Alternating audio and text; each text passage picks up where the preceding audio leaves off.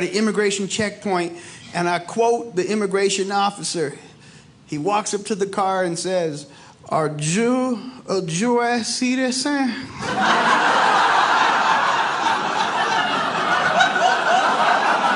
It's like, "Are you a U.S. citizen?" So I just finished a 12-base tour for the Air Force. They sent me out to do 12 shows across the country for the Air Force. It was awesome going back and performing. I was in the Air Force myself, so it was awesome to go back. Let me do a check right here in the room. How many military veterans we have tonight? Clap your hands if you're military veterans. All right. Go vets. Go vets. Okay, let's do a room check. Where are the Army veterans at? Army. Give it up for the Army over there and back over here. Marine Corps, where are the Marines at? Any Marines here? No, everybody stay still. Watch, once a Marine? Always a Marine. They don't know when the war ends. I have no Marine jokes.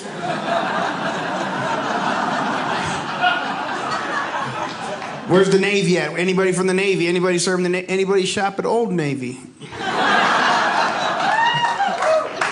An Air Force. Who's in the Air Force with me? Right over here. Give it up. My brother over here. We were this close to being in the military.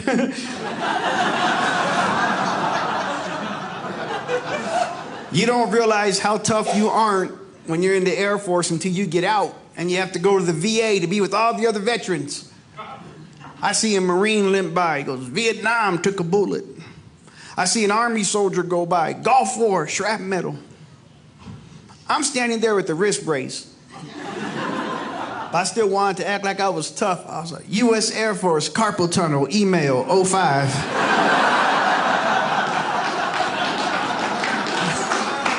I'm better now.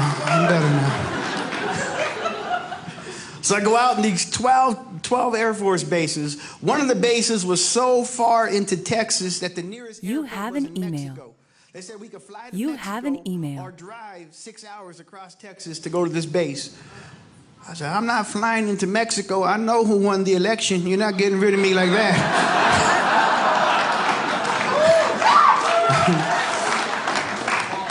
So we drove from San Antonio to a base all the way out by the border, and an hour away from the base, we get stopped by an immigration checkpoint.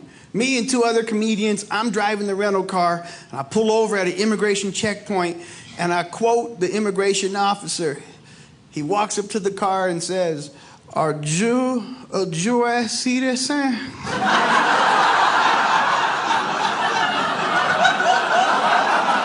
It's like, "Are you a U.S. citizen?"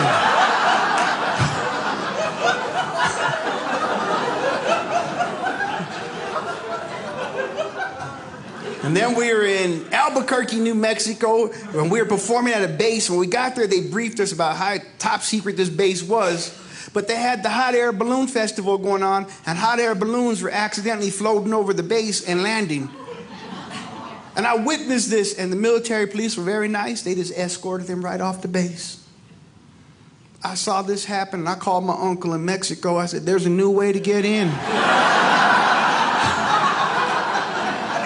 And they can't build a wall big enough for this one.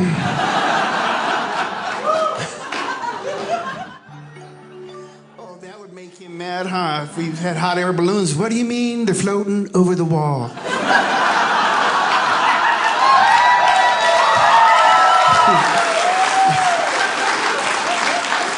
We're gonna tax the air. We're gonna tax the air.